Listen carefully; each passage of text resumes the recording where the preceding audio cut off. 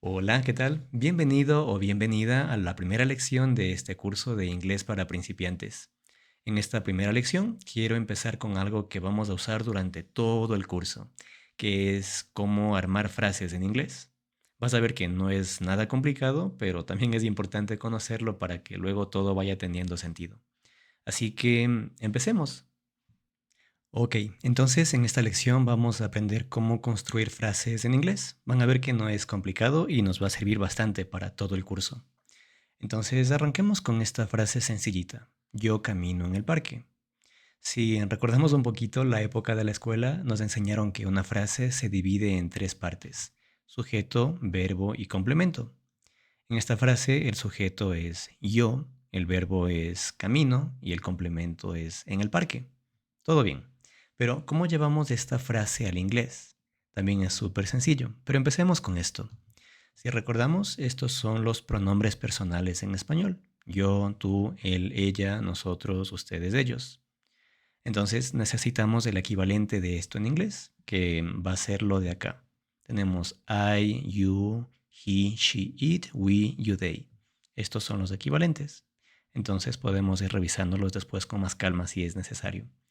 Ahora, si el sujeto es yo, ¿cuál es el equivalente en inglés? El de aquí, I. Ahora vamos con el verbo. El verbo es camino, caminar. ¿Cómo decimos caminar en inglés? Es walk. Algo interesante es que en el español nosotros tendríamos que decir yo camino, tú caminas, él camina. El verbo va cambiando dependiendo de la persona con quien la estamos usando. A eso le llamamos conjugar verbos. La ventaja es que conjugar verbos en inglés es mucho más fácil, porque en lugar de estar cambiando el verbo con cada persona, pasa esto. Es prácticamente igual en todos los casos, en casi todos los casos. Tenemos I walk, you walk. Donde va a cambiar es cuando hablamos de he, de she, y más adelante vamos a ver otro caso. Simplemente le añadimos una S al final. ¿Por qué? Porque en inglés este grupo de aquí, he, she y un hito más, se consideran especiales. Entonces, una de las cosas que vamos a hacer es añadir una S al final de algunos verbos. Por ahora no nos detenemos aquí, solamente información general. Entonces, si decimos yo camino, vamos a utilizar la conjugación de I. Entonces, I walk. Y finalmente diríamos en el parque. Entonces, vamos por partes. Yo, I. Camino, walk. Y en el parque diríamos in the park. Tenemos nuestra primera frase en inglés. I walk in the park. Yo camino en el parque. Vamos con otro ejemplo. Yo vivo en Ecuador, que viene a ser mi caso. Nuevamente, vamos a dividir esta frase en sujeto, verbo y complemento. Sujeto yo, verbo vivo y complemento en Ecuador. Mismo proceso. Pronombres personales. ¿Cómo decimos yo en inglés? I. ¿Cuál es el verbo para vivir en inglés? Live. ¿Y cómo se conjuga este verbo? Igualito que el anterior.